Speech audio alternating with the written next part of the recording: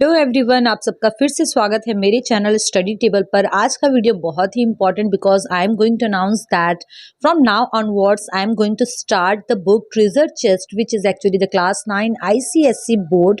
तो आपने अगर अभी तक चैनल को सब्सक्राइब नहीं किया है तो सब्सक्राइब कर ले बिकॉज आपको यहाँ पर अब रेगुलर वीडियोज मिलेगी जिसमें कि इस बुक से रिलेटेड जितने भी पोएम्स एंड शॉर्ट स्टोरीज हैं उन सबको मैं कवर करने वाली हूँ। वन मोर इन्फॉर्मेशन, इससे पहले मेरे चैनल पर डिफरेंट क्लासेस की like class 8 new star advance book का होल चैप्टर जितने भी है उन सब के वीडियोस अपलोडेड हैं। तो अगर आपने अभी तक अपने फ्रेंड्स के साथ शेयर नहीं किया है स्टडी टेबल के लिंक को तो शेयर करिए। और बिना टाइम वेस्ट किए हम शुरू करते हैं। Work of artifice written by Marge Piercy. One more thing, हम इस वीडियो में इस पोएम से related title, written figure of speeches and different metaphor, similes and each line by line हम डिस्कस करने वाले हैं।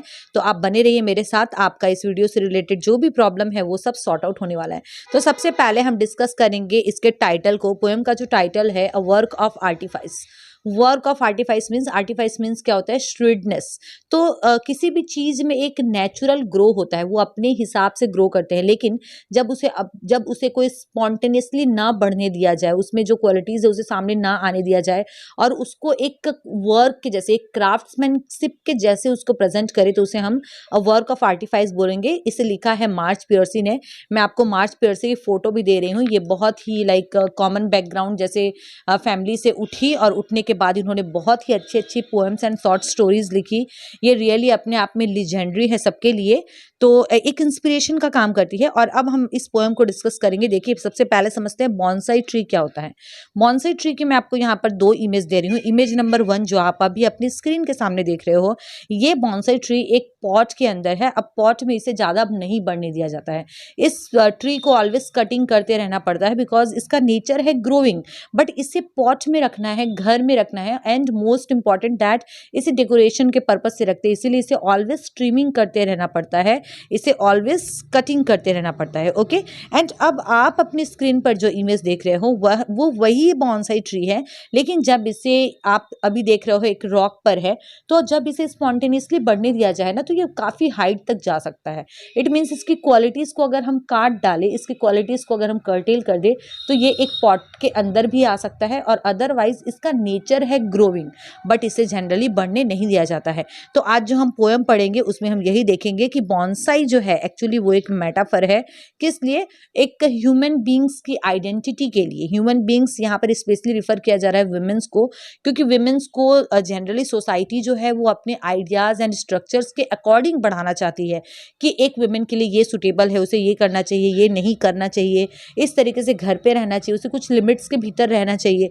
तो ये बॉन्साई ट्री जो है, सबसे पहला इमेजरी हमारा ये है कि बॉन्साई ट्री को हम हमेशा एक वुमेन के पर्पज से देखेंगे कि एक वुमेन और बॉन्साई ट्री यहाँ पर इक्वल है। ओके, अब हम पोएम को पढ़ना शुरू करते हैं। देखिए, the bonsai tree in the attractive pot. तो आप बॉन्साई ट्री के इमेज को भी देख लिए हैं, उसके नेचर को भी समझ चुके हैं।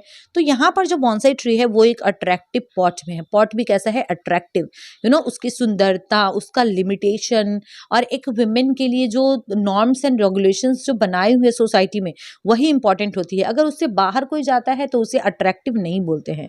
Could have grown 80 feet tall. तो ये जो बॉन्साई ट्री है, ये अगर ये कहीं बाहर होता, किसी माउंटेन के साइड में होता, तो ये 80 फीट टॉल तक भी बढ़ सकता था, जो कि हमने पहले भी डिस्कस किया है।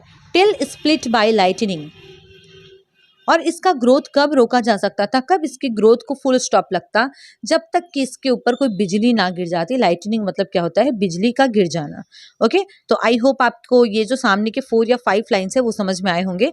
अब नेक्स्ट हम लोग पढ़ते हैं। देखिए, but a gardener carefully pruned it. एक गार्डनर जो है, जो कि एक माली होता है, या फिर जो हम सोसाइटी के जो ठेकेदार जो बोलते हैं, जो कि डिसाइड करते हैं कि किसे क्या करना चाहिए और किसे क्या नहीं करना चाहिए, वो क्या करते हैं? केयरफुली प्रूनिंग का काम करते हैं। प्रूनिंग मीन्स क्या होता है? कर्टेल करना, कम करना, रिड्यूस करना, इसके जितने भी ब्रांचेस वगैरह है।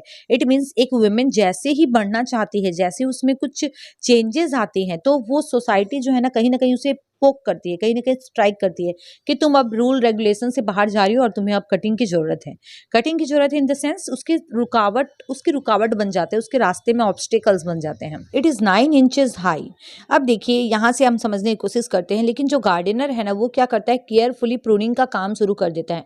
जैसे ही ये थोड़ा भी हाइट में थोड़ा एलिवेट होता है, थोड़ा बढ़ता है, 9 इंचेस हाई भी अगर होता है, तो गार्डनर जो कि समाज के ठेकेदार को यहाँ पर रिप्रेजेंट कर रहा है, वो क्या करते हैं, वो केयरफुली प्रूनिंग का काम शुरू कर देते हैं, ट्रिमिंग का जो काम होता है उसे शुरू कर देते हैं। बिकॉज वुमेन्स के लिए एक सेट आइडियाज बनाए हुए कि आपको इसी तरीके से रहना है। जब कभी भी वो मर्यादा से बाहर जाती है या फिर कुछ एक्स्ट्रा ऑर्डिनरी करने की कोशिश करती है तो उसे वहीं पर रोक दिया जाता है। Every day as he whittles back the branches the gardener croons. Croons means क्या होता है, सॉफ्ट सिंगिंग, जो सॉफ्ट लो नॉइज में हम लोग गाते हैं।